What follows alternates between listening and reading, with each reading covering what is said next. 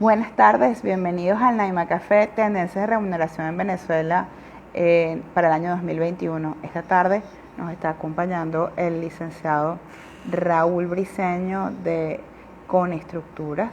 El licenciado Raúl Briceño es licenciado en Relaciones Industriales, pero súper importante porque Raúl es en hacer encuestas salariales. Entonces, Raúl tiene un panorama muy claro sobre cuáles son las tendencias y la divergencia de remuneración que tenemos en Venezuela. Y bueno, ya Raúl se conectó, Raúl te estoy viendo, Raúl se une desde Caracas. Muchísimas gracias por estar con nosotros esta tarde, Raúl. Y bueno, Hola, conversar buenas con los tardes. ¿Cómo amigos de están ustedes? Naima. Muchísimas gracias por estar aquí con nosotros. Y bueno, ya poco a poco la gente se va uniendo. Y bueno, Raúl, yo estaba comentando un poco tu experiencia con el tema salarial y especialmente en algo que pocos trabajamos, que es en el tema de las encuestas salariales. Además, la ventaja de que tú trabajas con data nacional. Y es que la gran pregunta que se están haciendo las personas en este momento es, ¿cuánto gana un trabajador en Venezuela? ¿Realmente yo le estoy pagando bien a mis trabajadores? ¿Qué es lo que está pasando con la remuneración de los trabajadores? ¿Qué nos puedes contar esta tarde? Bueno, de antemano darte las gracias por este contacto y por escucharnos y bueno, y por pensar en nosotros en Conestructuras para estos temas, ¿no? Esto es un tema que tiene connotaciones objetivas y connotaciones subjetivas, ¿sí? Comienzo por la más Ujú. difícil, la connotación subjetiva. ¿Está Subjetiva. usted pagándole bien a sus trabajadores? No, seguro que no. Entonces uno dice, bueno, ¿qué significa no? Porque el punto es dependiendo de cuál es la expectativa que cada uno tiene, ¿sí?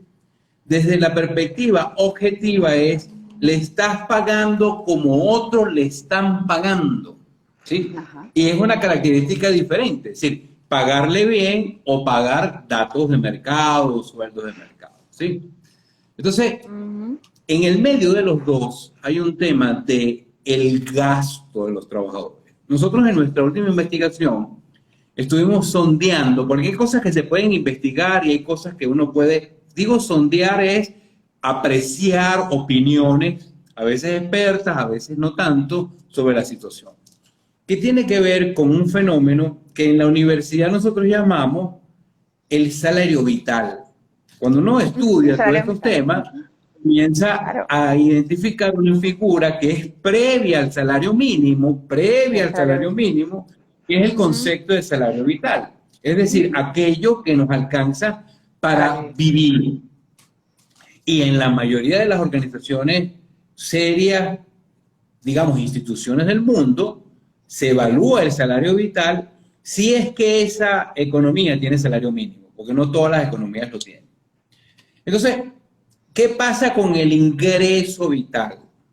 Que un Ujú. venezolano requiere $320 aproximadamente para poder decir estoy en el salario vital, ¿sí? En lo que se requiere para alimentación y otro conjunto de componentes. Ujú. Obviamente, si los que nos escuchan dirán, entonces dirán, yo no estoy muerto hace mucho tiempo, porque yo hace mucho tiempo que no gano eso. Entonces, ¿qué comienza? Una figura asociada a yo gasto lo que puedo ganar.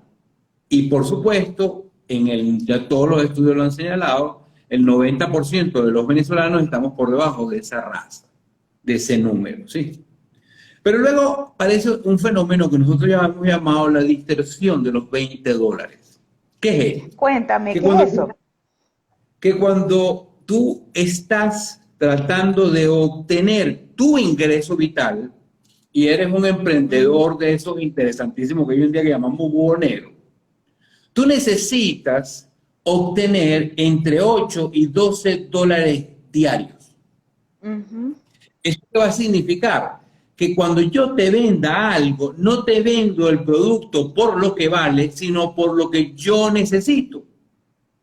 Y por debajo de los $20, un médico es igual que un mecánico, un odontólogo es igual que un señor de una plomería, ¿sí? Entonces uno dice, compara estos efectos de la distorsión de esos cobros y uno dice, pero ¿cómo es posible que con aquella ligereza me diga $10?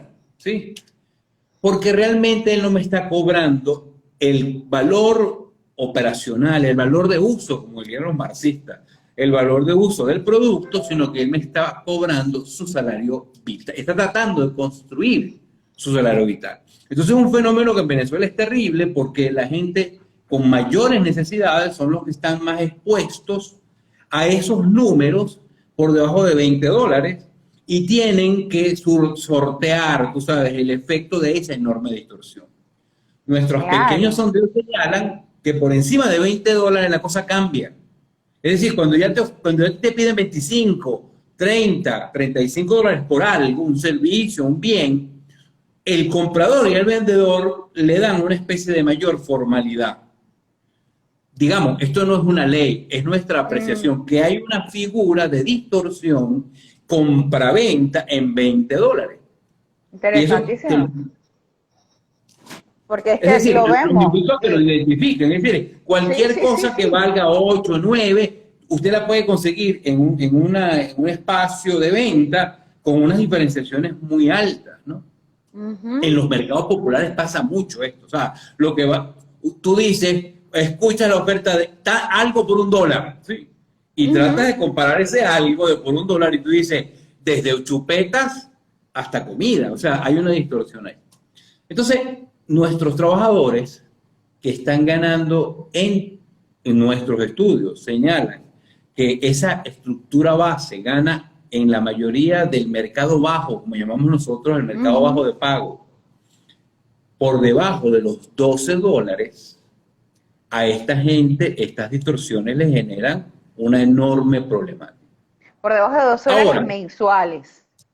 mensuales, ¿sí? Es decir, Importante, importante hacer esa aclaratoria, Raúl, porque algunas personas que no son de nuestra área, que trabajan en otro tipo de asesoría empresarial, digamos algunos economistas, lo he visto sobre todo en economistas, han afirmado de manera reiterada que el salario base que gana un trabajador en Venezuela es $100. Y yo digo, pero es que eso no se parece a claro, los pero ahora números voy, que pero yo estoy permíteme. viendo aquí. Sí, sin embargo, no dejan de tener razón en este efecto. Ujú. Los trabajadores, este estudio que estoy señalando señala que los trabajadores van a completar en el mes Mm. entre 90 y $100, ¿sí? Los completan Claro, con otros ingresos. lo completa. O sea, por supuesto, el economista probablemente está hablando del ingreso, ¿sí? Hace una semana Ujú. atrás salió una noticia que gracias a Dios no ha salido más de ahí porque fue como un rumor, que hablaba de que el Ejecutivo iba a decretar el ingreso social mínimo. Cristo, no. ¿Qué leía yo en este fenómeno? El ingreso social mínimo era decir que le íbamos a sumar al salario mínimo los bonos de la patria, las cajas de CLAP y el subsidio de la gasolina. Entonces yo ponía en el grupo que lo ponían en una risa, porque diría, bueno, y también deberían incluir cuando yo no pago la luz, el gas, o sea, todos esos valores que yo pudiera estimar y monetizar, etcétera. Entonces, el fenómeno para la clase operacional, la clase más baja, es muy complejo y tratan entonces digamos, completar. Nosotros en nuestros eventos en el pasado nos metimos en una página, para no nombrar ninguna, norteamericana, esas de compra, y compramos la caja CLAP. Es decir, teníamos la lista de lo que contenía hace año y medio, y una caja CLAP comprada ahí vale $30. Es decir, cuando usted compra, bueno, son 2 kilos de arroz, 1 kilo, y buscando en ese mar de características lo más barato, Ujú. sumaba $30. Entonces ahí comienzan los números a tener este elemento. Es decir, $30 y si me llegaron 2 cajas son 60, me dan entre 8 y $10 en carnet de la patria, me dan 10 o $12 en salario básico y entraban remesas. Las remesas Claro. definitivamente eran un componente muy importante.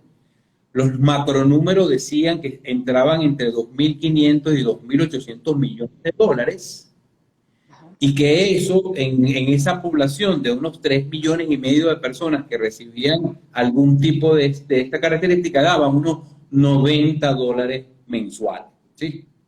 Hoy los números, por supuesto, se han distorsionado muchísimo porque la realidad de los países que mandaban han cambiado. Entonces, pero hay una cosa que es muy interesante. Si yo digo que esta persona operacional que alcanza unos $110 en el mes, cuando tenemos, digamos, un buen mes, Exacto. si yo tipifico sus gastos, probablemente sus gastos teóricos debieron estar en $90. Es decir, que aunque, a ver, sin contradecirme, porque antes dije que el salario vital era 300, ¿sí? Sí, Pero la súper bien. expectativa de gasto estaba alrededor de los 90, llega hasta recibir 100, 110, eso explica cómo la gente se bebe una cerveza, cómo la gente fuma cigarrillo, eso explica esos fenómenos que tú ves y tú dices, pero Dios, ¿cómo lo hacen? Pero no me da, claro que uno dice, no me da la cuenta, ¿qué está No pasando? me das cuenta, ¿cómo lo hacen? Ujú. Ahora, paradójicamente debo decir lo siguiente, pero más difícil es la situación del segmento medio de la organización De la y de organización. la población, que Estamos son estos hablando de los coordinadores, técnicos. analistas Ujú, más senior, ujú. cuyos ingresos puede que totalicen $300 y que cuando ellos están en la expectativa de su gasto, la expectativa de su gasto es $900.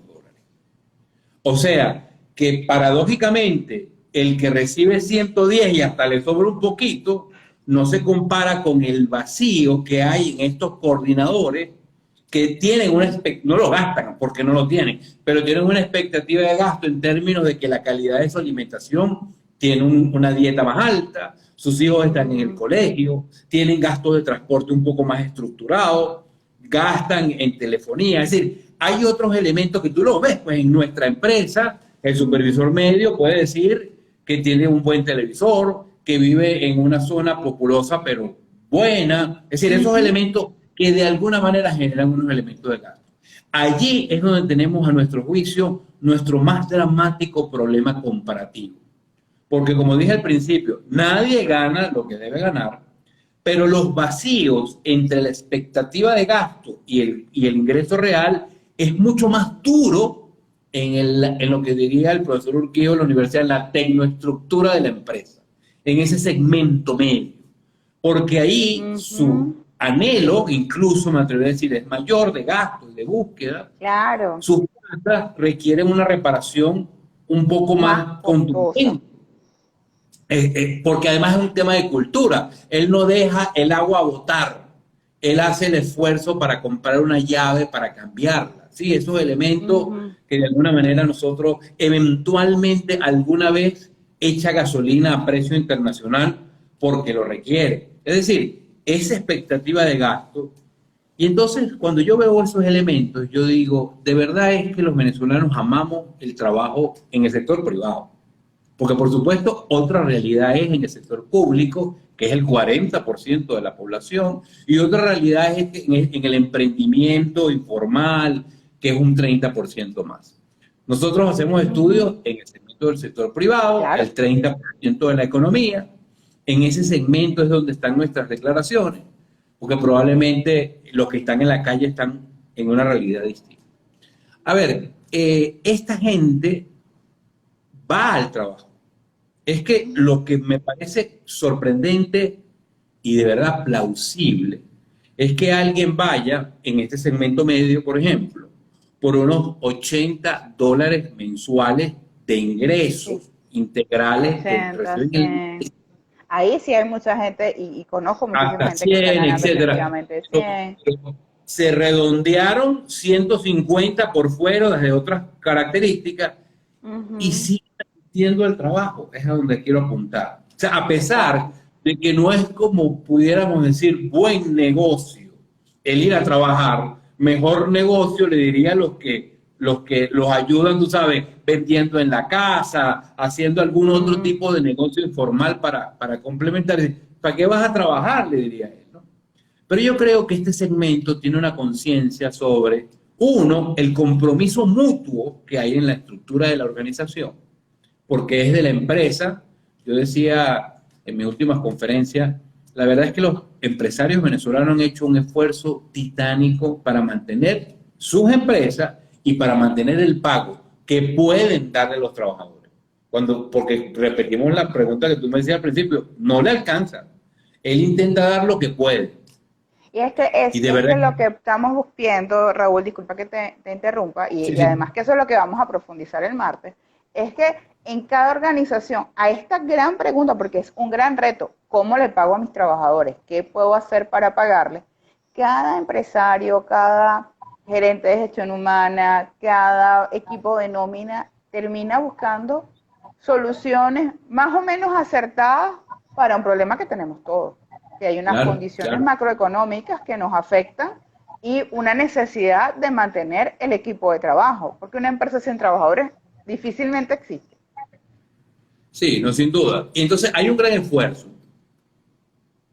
¿Qué es lo que pudiera, qué es lo que va a hacer en el futuro que nosotros podamos salir del atolladero, ¿sabes? Ujú. Porque es verdad que la situación es desastrosa. Eso no tiene nadie, yo creo que nadie en su sano juicio está en algún área de la economía que no diga, en esta área donde yo estoy, la cosa es un desastre.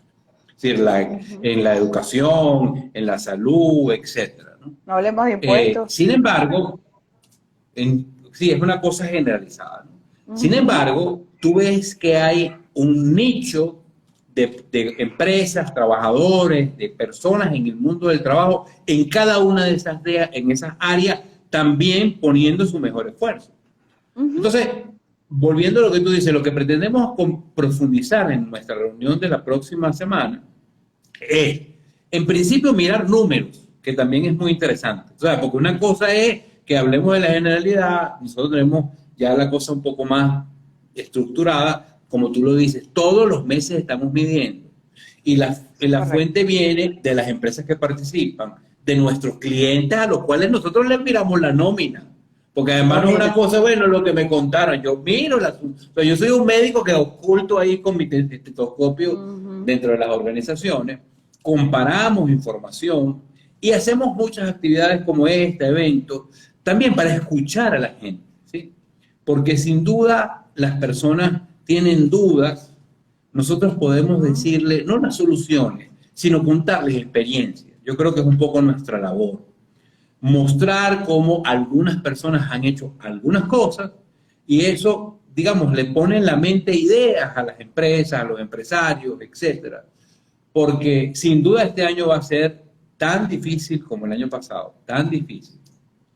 Pero los venezolanos tenemos una capacidad de adaptación. Yo decía hace un par de conferencias, yo no sé si esto es bueno o es malo, ¿sí? La velocidad y la intensidad con que nosotros nos adaptamos, porque le damos la vuelta y hasta sonreímos en ciertas circunstancias. Digo que uno no sabe si es bueno o es malo, porque a veces uno piensa, sí, pero si seguimos así nos vamos a adaptar a cosas inaguantables en términos objetivos, pues, ¿no? Sin Ujú. embargo, o sea, ahí vamos y estamos avanzando. Entonces, vamos a mostrar números, vamos a ver cómo funcionan ciertas estructuras.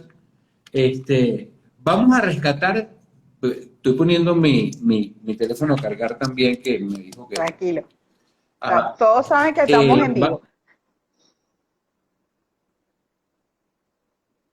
aquí estoy. Ah, no, perfecto. Sí, estás acá. Vamos también a hablar un poco de metodología, porque una de las cosas interesantes es que las soluciones son metodológicas, ¿sí? Yo Eso siempre es digo importante. esta idea de que algunos amigos nos dicen, bueno, estando en una conversación de amigos, los médicos deberían venir a entrenarse a Venezuela, o sea, los médicos del mundo, tú sabes, los de los grandes hospitales, ¿no? Porque aquí es donde tú aprendes las cosas trabajando con las uñas y tal. Y yo le decía, no, hermano, esa no es la No. vida. La vida es de la metodología, digo, el desarrollo, es de la Ujú. metodología, de la infraestructura, de lugares donde tú puedas trabajar con soluciones y luego vienes a estos países a tratar de, digamos, de alguna manera a implementar cosas de esta naturaleza. Entonces, a ver, yo creo mucho en la metodología, yo creo mucho en la formación y en la formación técnica.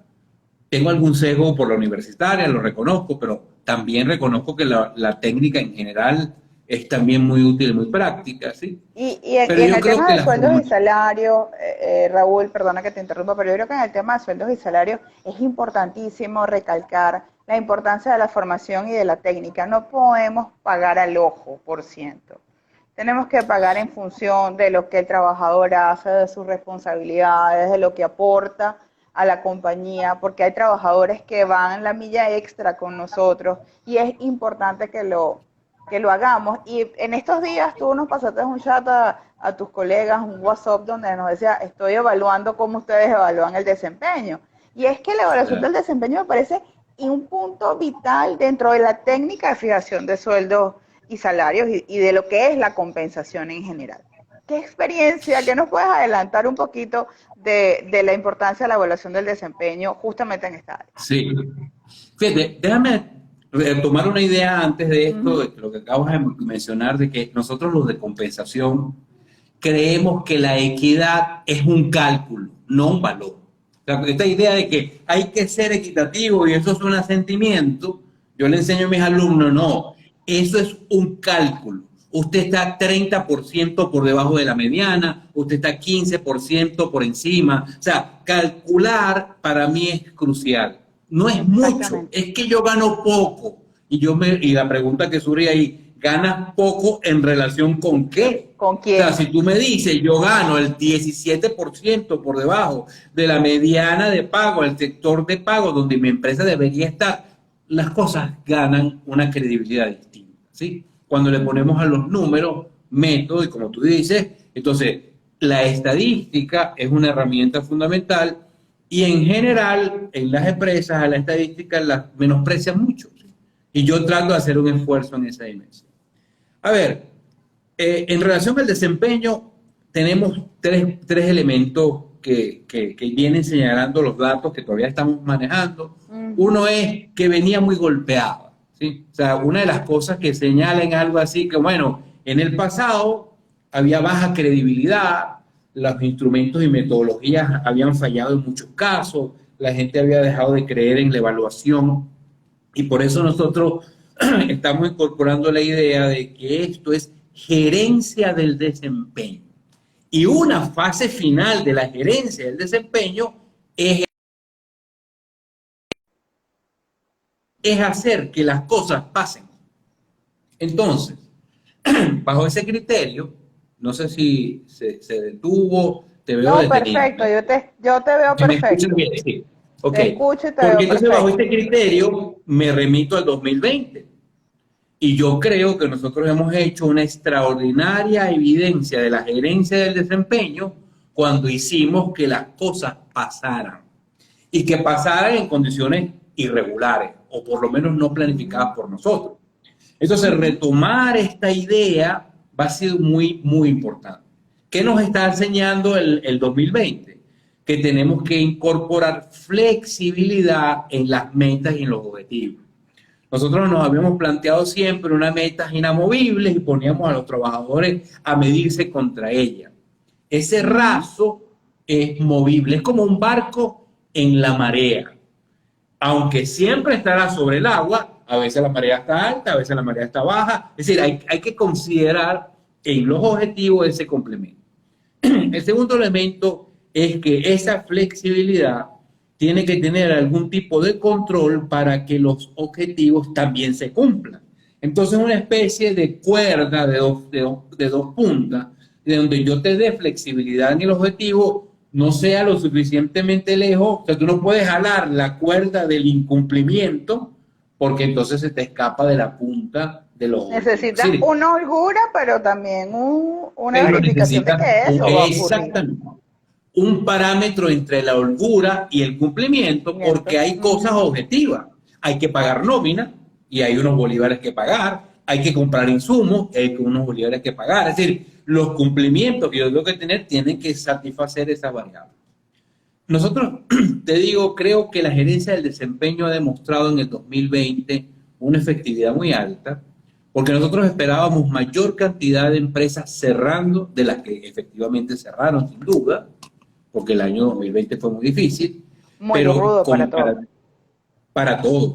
Pero cuando yo Para vi todos. los números de las empresas que dijeron me salgo fueron muchos menos de lo que yo esperaba, es a donde quiero llegar.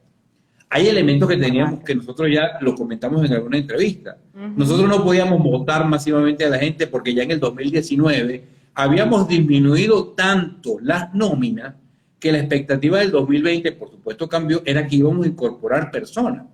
Y cuando nosotros le preguntamos a la empresa, ¿pero por qué quieren incorporar personas? La respuesta es, bueno, porque es que se nos fue la mano. Ya no podemos tener a una persona en 5 puestos. Necesitamos de alguna manera incorporar algunos.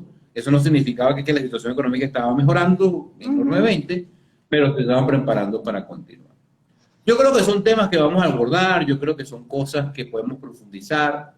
Le invitamos a la gente que vaya preparando sus preguntas, tú sabes, y que nos rete con sus preguntas. Aquí está el @conestructura y el @Naima Consultores para recibir sus preguntas previas. Claro, las pueden dejar en los comentarios. Les cuento que Raúl va a estar con nosotros vía Zoom el martes 23 de febrero. Vamos a hacer esta sesión en la mañana, de 10 de la mañana a aproximadamente las 12.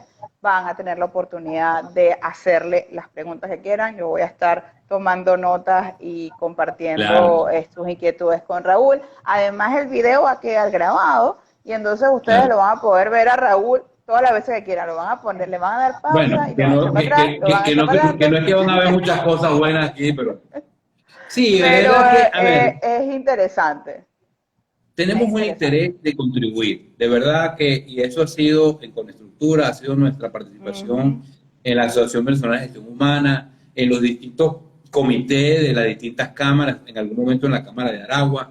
El interés es contribuir, porque hay organizaciones que requieren un empujoncito adicional, ¿sí?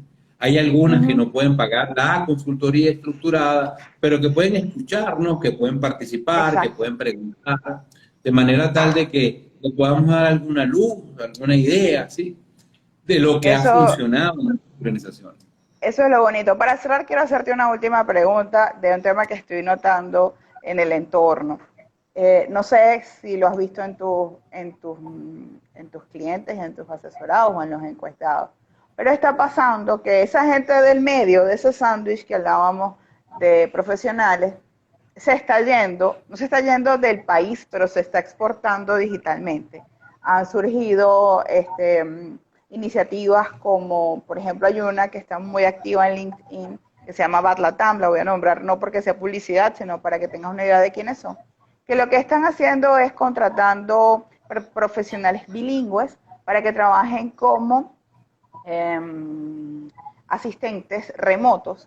También hay muchísimas personas que están trabajando en este momento. Tengo personalmente conocidos que están trabajando para empleadores en Australia, gente que está trabajando para empleadores bajo relación de dependencia, para empleadores fuera del país, gente que está haciendo trabajo freelance. Entonces no se fueron, es un talento que teníamos en la organización, no se van del país, pero se van de la empresa, porque aunque esos salarios no sean atractivos en el mundo, o sea, pagarle, no sé, a un asistente administrativo $250 o $400, puede que no sea atractivo afuera, pero una persona que está ganando 150, pues va a decir, ¿sabes? Y con una expectativa de 900, dice, bueno, aquí llego a la mitad. ¿Lo estás mirando? ¿Cómo estás viendo que esa competencia externa nos va a afectar? Hay 3 fenómenos que 2 muy particulares de Venezuela y uno que creo que subyace en la pandemia. Los de Venezuela es que, aunque 20 años es mucho tiempo, en realidad nosotros podemos decir que en Latinoamérica sabía que la formación de los venezolanos era buena, sólida. O sea, hace 20 años, los que trabajaban en la industria automotriz venezolana eran extraordinarios técnicos. Los que trabajaban en la industria de consumo masivo venezolano eran extraordinarios técnicos. Y el mundo latinoamericano lo sabía y a mí me consta. Me consta que la percepción sobre la formación y la calidad del trabajador venezolano en distintos niveles de la estructura hace años atrás era sólida. Muchos se fueron, pero otros no, por distintas razones, y siguen siendo buenos. Entonces, el primer elemento que surge aquí es que hay una masa crítica útil. El segundo componente tiene que ver con la calidad de nuestras empresas. Hace 20 años o menos, la empresa petrolera venezolana era la quinta mejor del mundo. Y así como hago esa referencia, voy a conseguir en muchos tipos de empresas venezolanas, por eso hay empresas de consumo masivo de agroindustria que han permanecido en el tiempo, porque eran y siguen siendo muy buenas, pero eran excelentes, no hay ninguna, pero cualquiera se les puede venir a la mente, empresas que todavía siguen estando sólidas en el país.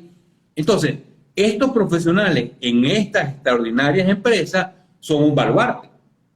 En consecuencia, sí creo que nosotros, pensando en una Venezuela distinta, nuestro nivel de condición bilingüe era más baja que en Latinoamérica. Eso es explicable porque es que nosotros no teníamos una percepción de migración como lo tenían otros países.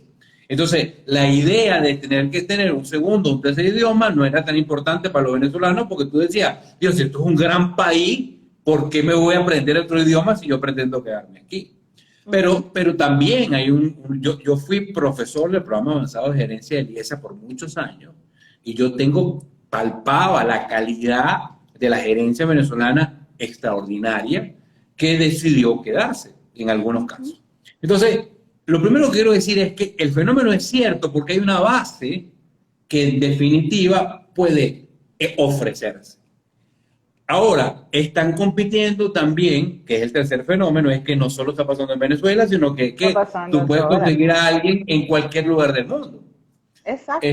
Ya decíamos en una conferencia pasada que hay muchos venezolanos que están ayudando a Venezuela, ¿cómo llamarlo? Por una especie de solidaridad también. O sea, por ejemplo, en la industria de la comunicación, hay muchos que están afuera ayudando a situaciones venezolanas, aunque no les vamos a pagar nosotros lo que ellos están esperando que les paguen, pero sienten que hay una contribución y hay un amor por el país extraordinario. Entonces, a ver, está ocurriendo, nosotros somos un poco románticos con el trabajo, la mayoría de nosotros nos gustaba trabajar en una empresa por mucho tiempo, o sea, teníamos una sensación de permanencia, el espíritu de permanencia era alto. Por eso yo creo que en algunos casos la migración no ha sido masiva. Entonces lo que se está presentando, lo que hemos notado es la dualidad. Le hago trabajo a mi empresa y le hago trabajo a los de afuera, ¿sí? Obviamente lo que me pagan afuera es extraordinariamente atractivo, ¿sí? Pero el fenómeno del trabajo, que lo hemos estudiado por otro lado, también genera esa necesidad gregaria de estar compartiendo físicamente con las personas, ¿sabes? Entonces, yo creo que esa figura de automatismo, mejor digo, de lejanía, en la Universidad Católica donde yo doy clase lo llamamos presencialidad remota. ¿Qué es la presencialidad remota? Yo estoy, como estamos tú y yo, presentes, cámara encendida, actuando, solo que no estamos juntos, ¿sí? Y 43 espectadores más en este momento. Bueno, hemos tenido exacto, esto es presencialidad remota. Que es una cosa interesante porque a veces uno piensa que es lejanía, que el automatismo no tiene a nadie, etc. Pero bueno, a nosotros nos gusta la presencialidad real, tú sabes, presente. A nosotros, no sé si digo cosas que son un poco pavosas, pero a nosotros nos gusta ir para los velorios, ¿sabes? O sea, nos gusta estar allí con las personas que Ay, me acordé de mi abuela. A mi abuela le encanta ir para los velorios. Claro, es un elemento cultural nuestro, es decir, acompañar a la gente en la presencialidad real, ¿no? Por eso que eventualmente nos ha costado un poco más que en otras latitudes, porque somos más gregarios, pues nos gusta más la cercanía. Ahora, yo creo que todavía tenemos oportunidad de sacarle provecho a esto también. La semana pasada hablábamos con una exministra del Trabajo sobre el delivery, ¿no? Yo le decía, bueno, el delivery, todavía en el caso venezolano, siguen siendo emprendedores coordinados por alguien. No son grandes empresas de delivery. No son siguen siendo individuales. Claro, siguen siendo los mismos mototaxistas que ahora, en vez de trabajarle a un cliente, le trabaja a una empresa, etcétera. Ujú. Creo que nos estamos acostumbrando más rápidamente de la que fue mi expectativa. Hay áreas que me preocupan mucho, la educación es un área que me preocupa, no Es está verdad. avanzando al ritmo de la empresa privada. La empresa privada ha avanzado con sus tropiezos mucho más rápidamente, pero la educación no, la salud tampoco, porque definitivamente la telemedicina es una opción real, pero nosotros, bueno, para ser consistente, a nosotros nos gusta que el médico no se nos acerque, pues, ¿no? Nos mire los Este, ojitos. no, sí, te toma la atención no Ujú. eso de verte por teléfono no nos es tan, digamos, tan cercano.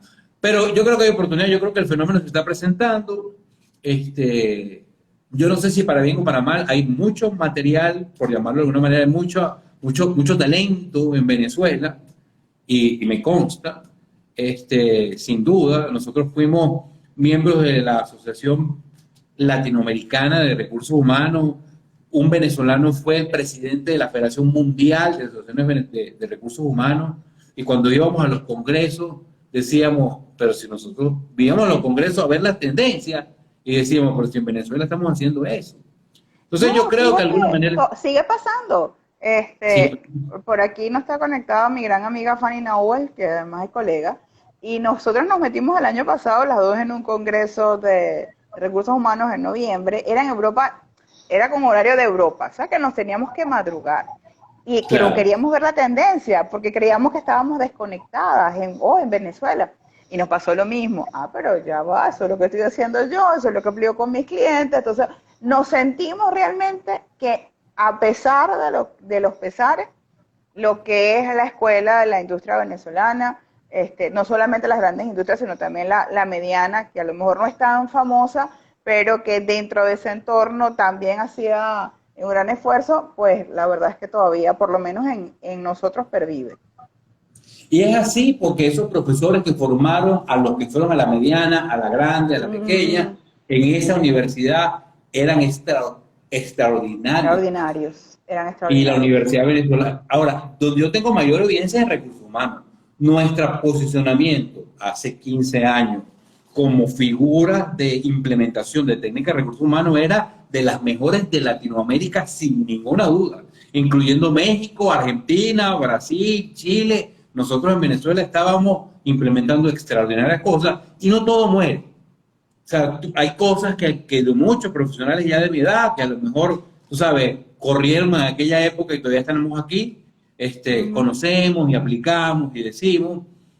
Hay algunos muchachos jóvenes que me dicen, mentira, profesor, ustedes no hacían eso. Si yo acabo de leer eso en tal lado. Entonces uno se queda como callado para sentirle, pero muchachos, hace 20 años que lo hacía. Pero bien, Mira, aquí entonces está bueno, el la invitación manual, es para que nos acompañen, para seguir conversando, seguro. ya escucharon un poco la temática, para que hagan sus preguntas, bueno, para que traten de ser un enlace y conexión y multiplicadores, pues, de lo que pudiera ser. Excelente, un gusto esta tarde contigo, Raúl, y con todos ustedes. Bueno, y les recordamos, este martes 23 de febrero en la plataforma Zoom vamos a tener al licenciado Raúl Briceño. La inscripción básicamente es para cubrir costos de conexión porque realmente es muy Claro, es lo solidaria normal. y van a disfrutar muchísimo y tener la oportunidad, para mí una oportunidad de lujo de Claro. poder estar junto al licenciado Raúl Briceño, que hace un trabajo impecable en sueldos y salarios y además para mí emocionalmente muy grato ver que se sigue haciendo el trabajo como el que hacía mi padre Juan Sánchez Riquelme, así que ver ese, que tú lo continúas haciendo, que lo haces de una manera tan impecable, para mí es espectacular y bueno, para todos Claro. la invitación y el agradecimiento por haber estado con nosotros esta tarde. Saludos al Colegio de Contadores Públicos del Distrito Capital que se nos conectó y a todos ustedes que tengan feliz tarde. Chao, chao. Gracias. Pues esperamos. Hasta luego.